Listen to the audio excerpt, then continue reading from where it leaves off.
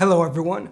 Today we continue to see how Spain attempted to revive a Neo-Roman empire by looking at their conquest of the Yucatán Peninsula. One thing to note is that the Spanish conquest of central Mexico, the Aztecs, was fairly swift. The same cannot be said about the Yucatán.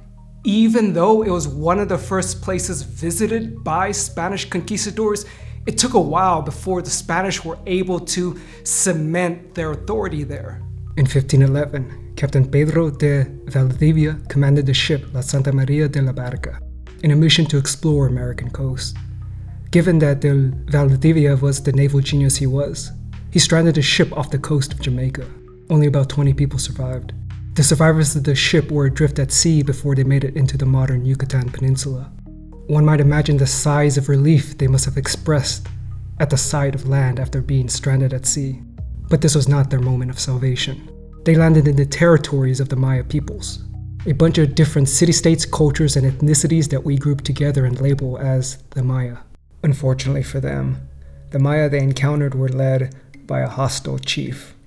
He sacrificed 4 of the survivors and the captain to their gods. 2 other Spanish survivors, Gonzalo Guerrero and Jerónimo de Aguilar, were detained. It is difficult to determine what ritual these survivors were specifically sacrificed for. We do have one account of hostile Spaniards and their native allies being sacrificed in 1529 to one of the hero twins, Ixbalanque. The other hero twin is Unajbu. The hero twins were 2 boys who formed one of the most famous Maya myths. And according to legend, the myth went as follows. The twins accepted the challenge from the lords of the Underworld, and they thus ventured into the Underworld, across a nightmarish hellscape, until they came across the necropolis the lords ruled. The lords, having the most metal names ever, including One Death, Seven Death, Blood Gatherer, Pus Master, Jaundice Master, Bone Scepter, Skull Scepter, Bloody Teeth, and let's not forget Bloody Claws. These lords of the Underworld put them through a series of trials and ordeals. They had to survive a night in the Dark House, make it through the Razor House, the House of Cold, the Jaguar House, the Fire House. However, it is in the Bat House where things take a turn. One of the beasts therein decapitates one of the twins. But don't worry, the twins figure out the secret to overcome death. And then it dawns on them that the Lords of Death intend to keep them there to face trial after trial after trial until they die. And they choose to accept their fate. They ask the Lords to just do it right then and there. The Lords oblige. The brothers are shoved into an oven and burned alive. Afterward, their bones were ground into a fine powder. Over the course of 5 days, the hero twins slowly regenerated themselves and quite literally rose from their ashes, which enthralled the Lords of Death. Now, being the Lords of Death, they needed to know the secret for themselves. They exclaim, "Do it to us, sacrifice us." This time, the twins oblige, but they do not resurrect the Lords of Death. The twins gain the knowledge to overcome death by learning the rituals of sacrifice and regeneration. And therefore, they, in this story, provided the Maya with a belief system surrounding the ritual of sacrifice. And although the Maya engaged in these types of ritual slayings, they should not be thought of in a similar way to the Aztecs. The Aztecs were a hyper-militaristic empire. Human sacrifice was a part of their religion, yeah, but it was also a technology of rule. And by technology of rule, I mean they terrorized people into submission and obedience, which I cannot say for the Maya peoples. Now, to return to the Spanish amongst the Maya, Guerrero and Aguilar managed to escape. They had escaped into one of his enemies, another Maya city-state. Now, the exact details surrounding Guerrero's life are difficult to ascertain. All we have are testimonies, extremely biased testimonies from Spanish authors. Authors who had ulterior motives to color the story in a way to serve their own interests. It's basically a lot of he said this and he said that. Therefore, there is not a lot of consensus as to exactly what happened over the course of Guerrero's life. Some historians argue that Guerrero proved his worth before Chactamal's chief, Nacanchan. Some say Guerrero respected Maya culture and learned their language. For his assimilation, he married a Maya woman and bore children. He pierced his ears to wear Maya earrings and even tattooed his body in Maya symbols. According to some, Guerrero rose to the rank of military leadership. Guerrero synthesized Spanish and Maya military knowledge to wage war against Nacan's enemies.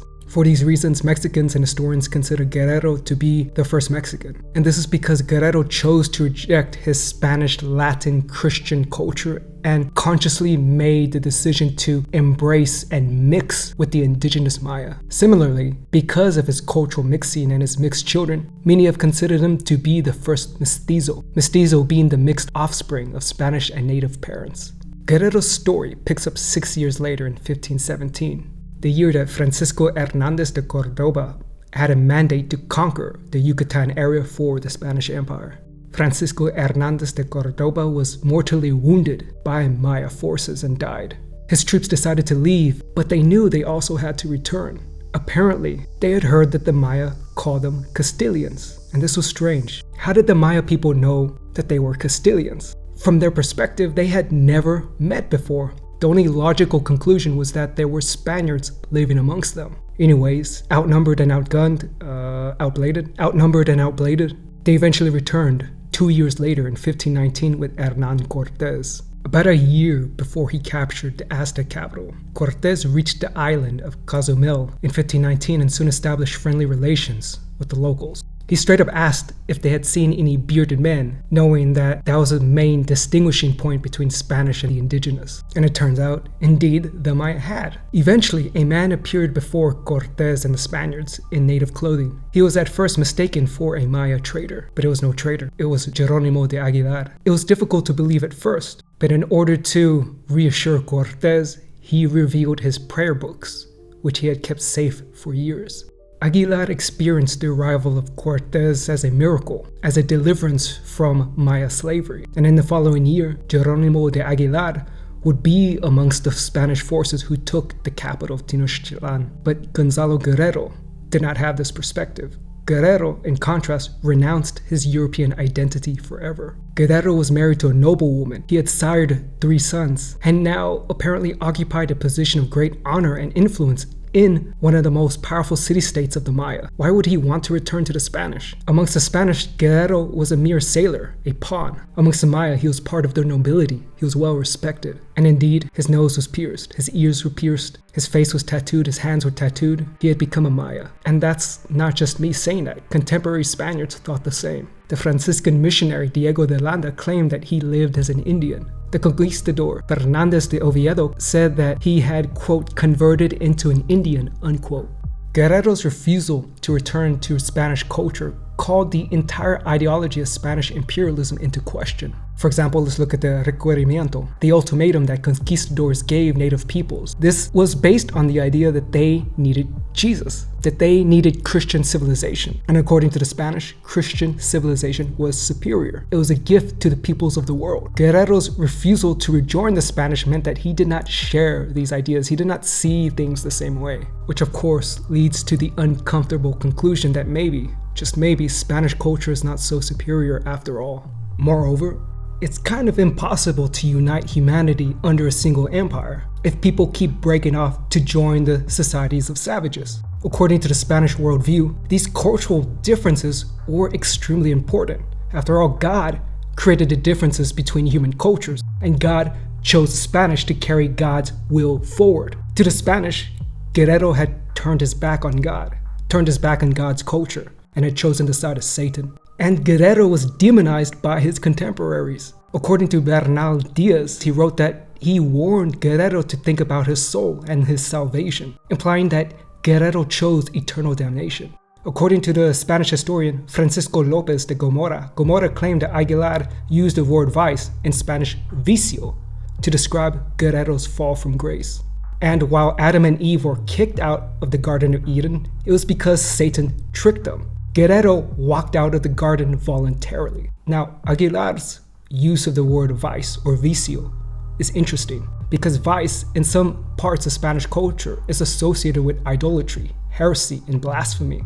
And amongst all the vices, pride was the worst. In fact, one of the most well-known Spanish writers of the Golden Age was Pedro Calderón de la Barca. And Calderón likened pride to a hydra. You cut off one head and 2 grow in its place. Similarly, pride was the root of all evils. Pride led to other sins. After all, Satan's resistance against God was based on his pride. In this worldview, Guerrero gained the status of infamy. When the Spanish repeatedly failed to take the Maya on, they began to suspect and blame Guerrero. After all, a bunch of savage devil worshippers cannot possibly stand before God's conquering paladins, no. They had to have some sort of otherworldly assistance. They had to have Guerrero. And for some Spanish conquistadors, Guerrero was a reminder that Satan's influence was always present and ever ready to foil the plans of God. And Guerrero's resistance was infamous. One scholar likened Guerrero's story to that of James Cameron's Avatar, as an indigenous avatar, the OG avatar, if you will. Spanish forces crafted a narrative, or perhaps even a myth, that Guerrero repeatedly foiled their attempts to conquer the peninsula. Eventually, the Spanish returned to the Yucatán. And although the Maya were able to repel earlier Spanish invasions, they would not be able to sustain their resistance. Now, the conquistadors repeatedly failed to gain traction in the Yucatán because they did not build the indigenous coalitions that ensured Cortés's victory. In fact, no major Spanish conquest in America took place without the presence of significant Native American allies. Once the conquistadors were able to build those coalitions and augment their Spanish conquistadors with Indian conquistadors, then it was a wrap. Maya, Mexica, and other cultures joined Spanish forces in their conquest of the Yucatán, many of whom fought under their very own officers. In many ways, the 1530s marks the beginning of the end of Maya autonomy and Maya independence. Many of Spain's Indian conquistador allies colonized and settled in the territories of the Maya. In some ways, the Spanish conquests were a continuation of Aztec imperial expansion. In the aftermath, Nahua became a lingua franca, or common language of New Spain. The Spanish Empire gave the Nahua language a cultural prominence and cultural expansion that the Aztecs couldn't achieve. I mean, think about it. We still use the word tomato and chocolate to this very day, words extremely close to their original Nahua origins of tomato and chocolato. Amongst those who died defending their homelands from Spanish invasion was Guerrero. After one intense battle resulting in a Spanish victory, it was reported that his body was found amongst the dead.